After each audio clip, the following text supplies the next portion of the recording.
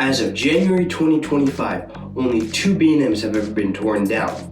However, by the looks of it, more are likely to be on the way. Some of these are just getting old, plain and simple, and are starting to outlive their service life, while others have been proven to be unreliable for their parks and are starting to get more and more expensive to operate. Even though it kind of sucks to see these rides go, it's understandable because at a certain point, all rides eventually come and go, and they usually get replaced with newer and better things. It can also be fun to speculate about which coasters in a given category will be the first to close down for good. So in today's video, I'll be taking a look at some old and unreliable B&Ms and giving my input as to when they'll bite the dust. Wait. One more thing. Keep in mind that these are just my predictions, okay? Not actual facts. So take it with a grain of salt. Real life events will most likely not pan out like this. But with that said, let's get right into the video. Alrighty, so we're going to be starting off this video with everyone's favorite type of coaster. The stand-up coaster. I mean, who the hell thought this would even be a good idea? You stand in line, waiting for the ride, and then you stand again on the ride. You know, it had to have been some kind of psychopath, that's who. Anyways, B&M stand-ups have been proven to be getting less and less popular in recent times, leading some to get converted into floorless coasters and others getting torn down, thankfully. So now there are only 3 actual B&M stand-ups left in operation, those being Georgia Scorcher at Six Flags Over Georgia, Riddler's Revenge at Six Flags Magic Mountain, and Vortex at Peyruis. I personally highly doubt that Riddler's Revenge is going anywhere, because that's still a pretty popular ride and it's genuinely quite enjoyable. And the same thing goes for Georgia Scorcher, as that one is pretty good from what I hear. Vortex, however, is a different story. The fact that this ride is still standing as it is, and its original park not having yet been converted into a floorless coaster, is nothing short of a miracle. All the stand-up coasters in the Legacy Cedar Fair parks have gone in the floorless conversion, except for this one. At this point, it's unlikely that this ride will get turned into a floorless coaster, and rather, it will probably just get demolished. The main reason being that it's in a prime spot of land, right at the front of the park. I'm sure Six Flags might want to put something a lot more interesting here. Some kind of compact looping coaster would work great here. Maybe something along the lines of a Vekoma Tilt. My prediction for when this ride will close is 2030. I think that's reasonable considering that Cameron's is probably not in too much of a rush to close this because it's not that costly to operate. But they will eventually need a new coaster, and this is a prime spot for one. Next up, we have 2 coasters that are going to have a very unfortunate but inevitable fate. Patriot and Flight Deck, both at California's Great America. If you somehow don't know, this park is set to close within the coming years because Cedar Fair, for some reason, decided to sell this park's land back in 2022 to a real estate company called Prologis. The lease ends in 2028. However, the park has an option of extending it an extra 5 years to 2033. Patriot and Flight Deck are both more than 30 years old and are not really worth it to relocate anymore. These 2 coasters are also both on hilly plots of land, which will make relocating them even more difficult. At this point, it seems that the park will probably close sometime around 2027, so that's probably when these 2 rides will close. Flight Deck was B&M's second ever inverted coaster, and packs in some great forces into its short layout. And Patriot, well, you know, I don't think anyone will care about Patriot after it's gone. Now you see, B&M coasters are known for their high quality and reliability. However, some models are less reliable than others. A big one that comes to mind is the flying coaster. These are a lot of fun, but they can also be a bit of a pain to their respective parks to maintain.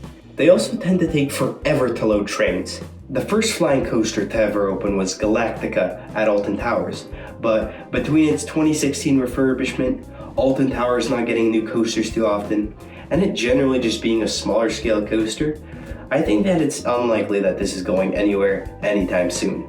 But some other B&M flyers, however, are a different story. The Superman clones at Six Flags parks are all now more than 20 years old at this point. And with the new meta of Six Flags being remove unreliable coasters, these could get caught in the crossfires. However, the main coaster I have my eyes on in this case is Tatsu at Six Flags Magic Mountain. This ride is closed more often than not when I visit Magic Mountain.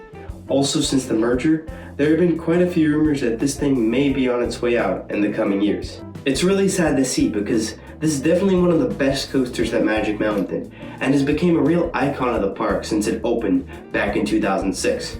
I truly hope this stays around for the long run, and the good news is that I think that it still has a pretty decent amount of time left because there are some other coasters that Magic Mountain might want to close first.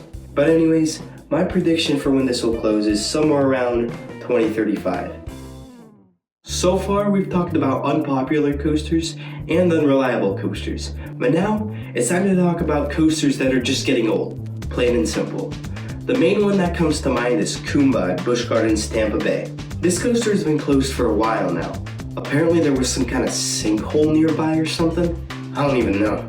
And even outside of that, this ride seems to be down for maintenance pretty often nowadays, and is clearly a pain in the rear end for the park to keep running. I remember back in 2022 when Screamscape had us all convinced that this ride was closing down. However, it ended up being fine, so you never know.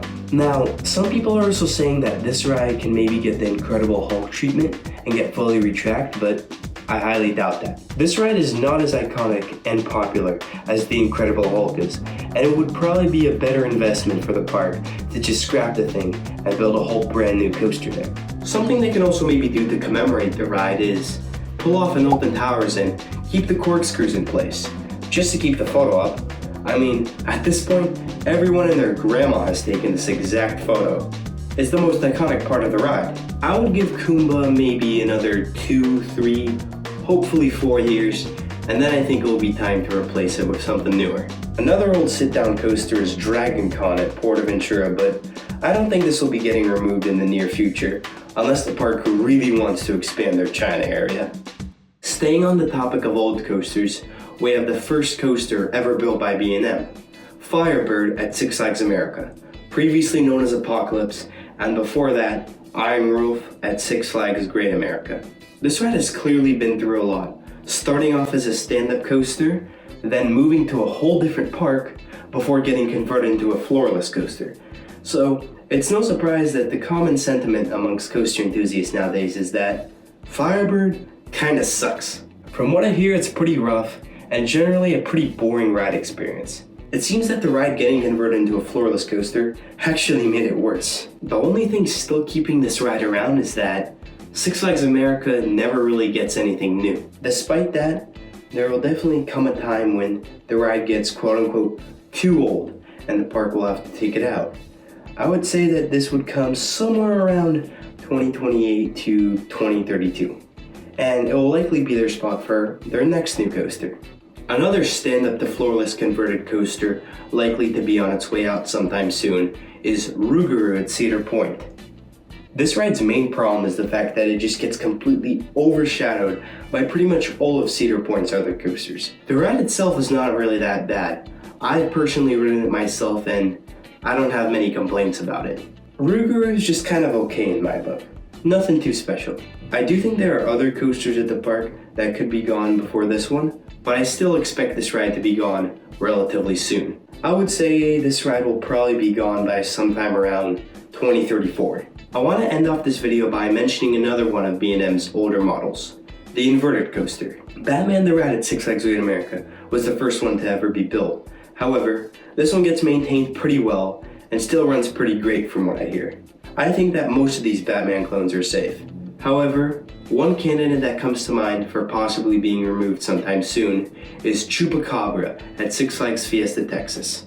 This ride has a pretty crazy story to it. It started off at Thrill Valley in Japan and was known as Gambit. However, when the park closed in 2002, it ended up getting relocated to Six Flags New Orleans and opened back up the very next year, with the new name being Batman the Ride. It then operated for 2 years before the park was hit by Hurricane Katrina and abandoned forever. Some of the park's rides were actually still salvageable, and this was one of them. It was shipped over to Six Flags Fiesta, Texas, and reopened in 2008 as Goliath. The ride's name and theme was changed just last year to Chupacabra, and you may be wondering, what the hell even is a Chupacabra? Well, apparently it's this freaky looking scary dog thing. I don't even know. It scares the hell out of me. Anyhow, this ride getting rethemed makes me think that it still has a good amount of time left. However, I think that it is likely that it will be the first to close out of all the Batman clones. I think that this ride still has until at least 2035.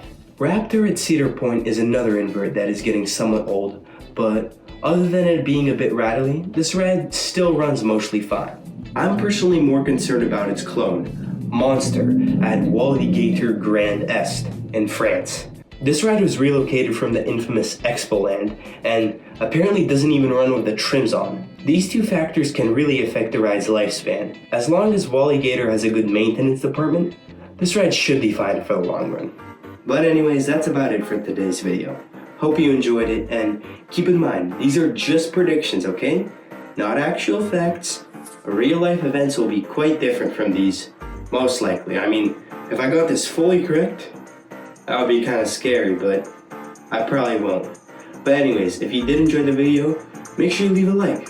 And if you want to see more videos like this one, subscribe. But that's it for today's video. Goodbye. Let me show you something.